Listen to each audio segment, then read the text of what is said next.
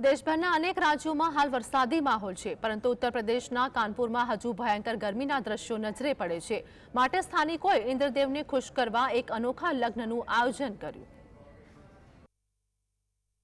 ઉત્તર પ્રદેશના કાનપુર જિલ્લામાં એક અનોખા લગ્ન જોવા મળ્યા। ગરમીથી હેરાન પરેશાન લોકોએ ઇન્દ્રદેવને ખુશ કરવા દેડકાના લગ્નનું વિધિ વિધાનપૂર્વક આયોજન કર્યું। કાનપુરના ઘંટાઘર સ્થિત શ્રી આદિ શક્તિ મંદિરમાં મંત્રોના સંપૂર્ણ જાપ અને ધાર્મિક વિધિઓ સાથે દેડકા અને દેડકીના લગ્ન કરવામાં આવ્યા।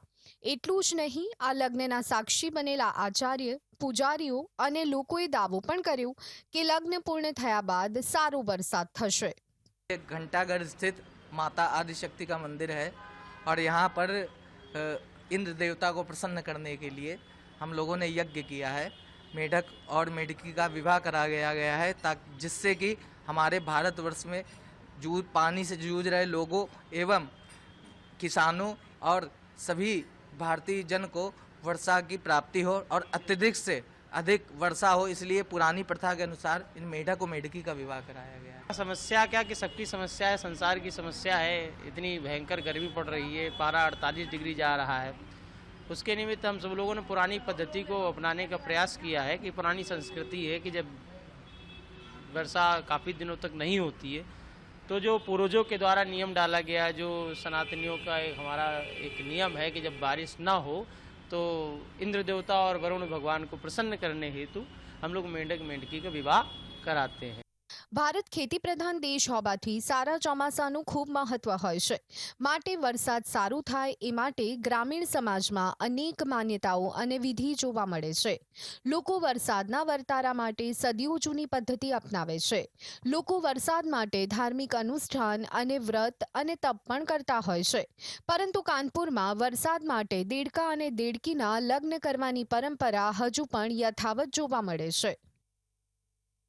भैया ऐसा है कि इंद्र सूक्त में लिखा है आग कि आसु सिसानो ब्रिकभोन भीमो घना घना चौबड़ चरगड़ी नाम संक्रंद नो निमक एक वीरा सतगुण सेना अजय सागविंद। अर्थात कि इंद्र देवता को प्रसन्न करने के लिए सर्वप्रथम हमारे यहाँ मेधा ऋषि ने मेधा सूक्त के द्वारा जो है भगवान इंद्र का यज्ञ किया था। तो इंद्र ने कहा कि हम तुम्हारे इस यज्ञ से प्रसन्न हैं, लेकिन अगर आप विधि विधान से मेढक और मेढकी का विवाह पुरानी मान्यताओं के अनुसार कराएंगे तो कहीं पर भी वर्षा की और कोई भी भूख से, प्यास से किसान इत्यादि अन्न से नहीं मरते। इसलिए जो है मेधा सूक्त के द्वारा यहाँ मेढक और मेढकी का विवाह कराया गया। નોંધનીય છે કે જૂની કહેવત મુજબ વરસાદની સિઝનમાં જ નર અને માદા દેડકીનું મિલન થાય છે। દેડકો પ્રસન્ન થઈ ઇન્દ્ર રાજાને વરસાદની વિનંતી કરે એ પછી જ વરસાદનું આગમન થાય છે। જેને ધ્યાને રાખી ગ્રામજનોએ પરંપરા મુજબ દેડકા અને દેડકીને નવડાવી તેમના લગ્નનો શુભારંભ કરાવવામાં આવ્યો। આ વિધિ પ્રમાણે દેડકા દેડકી પર લાલ રંગનું કપડું ઓઢાડવામાં આવે છે, જે તેના વિવાહનું પ્રતીક ગણાય છે। માંદા દેડકામાં ગળામાં હાર પણ પહેરાવવામાં આવે છે। બ્રાહ્મણ દ્વારા દેડકા દેડકીના લગ્નની વિધિ અને સમગ્ર કાર્યક્રમ 3 થી 4 કલાક સુધી ચાલે છે। લગ્ન થયા પછી નવવિવાહિત જોડાને પાણીમાં છોડવામાં આવે છે અને ત્યારબાદ મહિલાઓ મંગલ ગીતો પણ ગાય છે। જોવા જઈએ તો આ પ્રથાને જોતા સમગ્ર વિસ્તારમાં ખુશીની લહેર જોવા મળે છે। Bureau report, GSTV।